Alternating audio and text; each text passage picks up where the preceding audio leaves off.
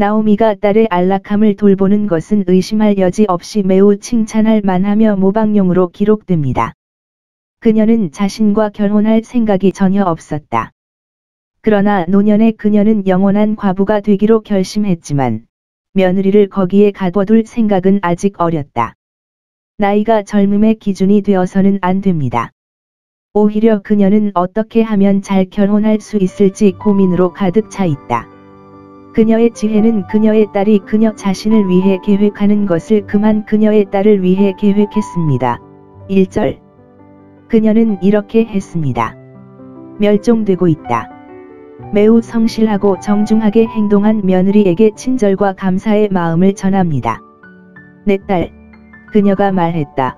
모든 면에서 그녀를 그녀의 것으로 간주. 내가 안식을 구하지 않겠습니까? 즉 결혼한 상태에서의 정착. 내가 좋은 남편을 사서 잘 지내게 하지 아니하겠느냐. 그러면 내가 풍족하고 즐겁게 살고 지금 우리가 살고 있는 비천하고 우울한 상태에서 내 모든 날을 보내지 아니하겠느냐. 기혼 상태는 젊은이들에게 휴식의 상태이거나 그래야만 합니다. 그러면 방황하는 애정이 고정되고 마음은 쉬어야 합니다. 그것은 남편의 집에 있고 그의 마음에는 쉬고 있다. 결혼이 성사되지 않는다는 것은 참으로 어처구니가 없는 일입니다. 결혼한 상태에 들어가는 사람들이 원하고 설계해야 하는 것은 그들이 잘 선택하는 것이 필요하기 때문에 그들이 잘 될 수 있도록 하는 것입니다. 그렇지 않으면 그들에게 쉼이 되는 것이 아니라 가장 큰 불편함을 드러낼 수 있습니다. 부모는 자녀들을 처리할 때 이것이 잘 될 수 있도록 이것을 염두에 두어야 합니다. 그리고 우리에게 가장 좋은 것이 우리 영혼에 가장 좋은 것임을 항상 기억합니다. 자녀들을 위해 이 쉼을 구하고 적절한 시기에 그것을 위해 그들이 하는 모든 일을 하는 것이 부모의 의무입니다. 그리고 그들이 그들에게 더 충실하고 존경할수록 비록 그들이 더 나쁠지라도 그들을 아끼게 할 수 있지만 그들은 오히려 그들을 선호해야 하고 더 좋습니다. 딸의 취향을 위해 취한 행로는 매우 기이하고 수상한 모습이었다. 그 안에 부적절한 것이 있었다면 그녀의 딸을 그 위에 올려놓았고 룻보다 이스라엘의 법과 관습을 더 잘 알았거나 알아야 했던 나오미에게 잘못이 있을 것입니다. 보아스는 고인의 혈족이었으며 나오미는 반대로 알고 있었음에도 불구하고 현재 살아있는 모든 자들 중에서 가장 가까운 자가 하나님의 율법에 따라 말론의 과부와 결혼할 의무가 있었던 것은 사실이었습니다. 그는 말론의 과부였습니다. 엘리멜렉에 맏아들이고 아무 문제 없이 죽었습니다.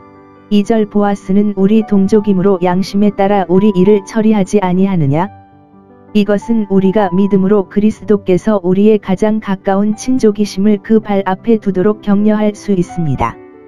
그는 우리의 본성을 그에게 취하셨으니 그는 우리 뼈 중에 뼈요 살 중에 살이니라. 지금은 수확이 끝난 전체 추수 기간 동안 룻이 추수꾼들에게 계속해서 참석하여 룻을 많이 알게 되었기 때문에 그에게 상기시키기에 편리한 시간이었습니다. 그리고 그는 또한 작은 문제에서 룻에게 보여준 친절로 나오미가 이 더 큰 문제에서 불친절하지 않고 훨씬 덜 불공정하기를 희망하도록 격려했습니다.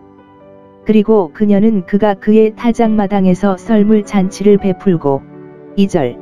거기에서 추수하는 기쁨을 채우고 그의 일꾼들을 친절한 주인처럼 대할 때 그에게 적용할 좋은 기회라고 생각했습니다. 오늘 밤에 보리를 먹습니다. 즉, 그는 오늘 밤에 오락을 합니다. 나발과 압살롬이 양털 깎는 일로 잔치를 하였듯이 보아스가 노를 젓는 날에 잔치를 베풀었습니다. 나오미는 룻이 스스로 할 수 있는 가장 적절한 사람이라고 생각했습니다. 그리고 아마도 이 경우에 여성이 요구해야 하는 것은 그 나라의 관례였을 것입니다. 법은 많은 것을 암시합니다. 그러므로 나오미는 며느리에게 자신을 깨끗하고 단정하게 하고 자신을 좋게 만들지 말라고 명령합니다. 3절. 창녀의 복장을 하고 바닥으로 내려가라. 거기에서 그녀는 저녁 식사에 초대받았을 가능성이 있다. 그러나 그녀는 회사가 해산되고 보아스가 은퇴할 때까지 그녀 자신을 알리지 않아야 하며 그녀의 심부름을 알리지 않아야 합니다. 그녀 자신은 보아스의 추수꾼들 사이에서 매우 유명할 수밖에 없었습니다. 그리고 이 경우 그녀는 그의 집에서보다 은밀히 그에게 접근하기가 더 쉬웠을 것입니다. 그리고 여기까지는 충분했습니다. 그러나 그녀가 그의 발 앞에 눕기 위해 와서 그가 침대에서 자고 있을 때 악한 모습을 하고 있었고 그것에 대해 그렇게 접근했고 그런 기회가 되었을 수도 있습니다. 그래서 우리는 그것을 정당화하는 방법을 잘 모릅니다. 많은 설명가, 특히 뛰어난 에마어풀은 그것을 정당화할 수 없다고 생각합니다. 우리는 선이 오기 위해 악을 행해서는 안 됩니다. 스파크와 틴더를 함께 사용하는 것은 위험합니다. 작은 불이 붙을 수 있다는 것이 얼마나 큰 일인지, 모든 사람은 그것이 판례에 포함되어서는 안 된다는 데 동의합니다. 우리의 법도 우리 시대도 그 당시와 같지 않습니다. 그러나 나는 최선을 다할 용의가 있습니다. 보아스가 추정한 대로 다음 친족이라면 그녀는 하나님 앞에서 그의 아내였으며 우리가 말했듯이 결혼식을 마치는 데 필요한 의식은 거의 없었습니다. 나오미는 룻이 그의 아내가 아닌 다른 어떤 방법으로도 그에게 접근하는 것을 의도하지 않았습니다.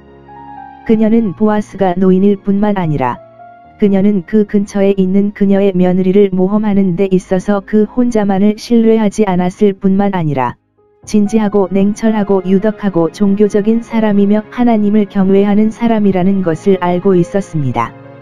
그녀는 룻이 겸손하고 순결하며 가정을 지키는 사람인 텟을 알고 있었습니다. 이스라엘 사람들은 한때 모압이 딸들에 의해 음탕한 적이 있었지만 민 25, 1. 이 모압 여자는 그런 딸들에 속하지 않았습니다. 나오미 자신은 정직하고 영예로운 것 외에는 아무것도 설계하지 않았으며 그녀의 자에 모든 것을 믿고 모든 것을 희망함.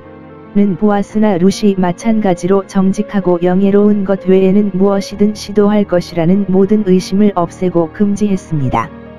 그녀가 조언한 것이 지금 우리에게 보이는 것처럼 나라의 관습에 따라 음란하고 무례했다면, 우리는 나오미가 미덕이 별로 없었다면 아직 의심할 이유가 없음. 그녀가 자신의 딸을 낳을 만큼 지혜도 거의 없었을 것이라고 생각할 수 없습니다. 보아스처럼 엄숙하고 선한 남자의 애정을 그녀에게서 얻었다. 그러므로 우리는 그 물건이 지금처럼 그렇게 병들어 보이지 않았다고 생각해야 합니다. 나오미는 그녀의 며느리를 보아스에게 더 많은 지시를 내리도록 했습니다. 그녀가 그렇게 주장했을 때 율법에 대해 더 잘 알고 있던 보아스가 그녀에게 그녀가 해야 할 일을 알려줄 것이었습니다. 그러므로 우리는 우리 구속주의 발 아래 엎드려 그로부터 우리의 운명을 받아야 합니다. 주님, 제가 무엇을 하기를 원하십니까? 우리는 룻이 그녀의 어머니가 그녀에게 조언한 어떤 악한 것을 이해했다면 그녀가 했던 것처럼 약속하기에는 너무 많은 덕과 지각력을 가진 여자였다고 확신할 수 있습니다. 5절. 당신이 내게 말하는 모든 것을 내가 할 것입니다. 따라서 어린 사람은 장로에게 복종해야 하며 그들이 그것에 대해 반대할 가치가 없을 때 그들의 중대하고 신중한 조언에 복종해야 합니다.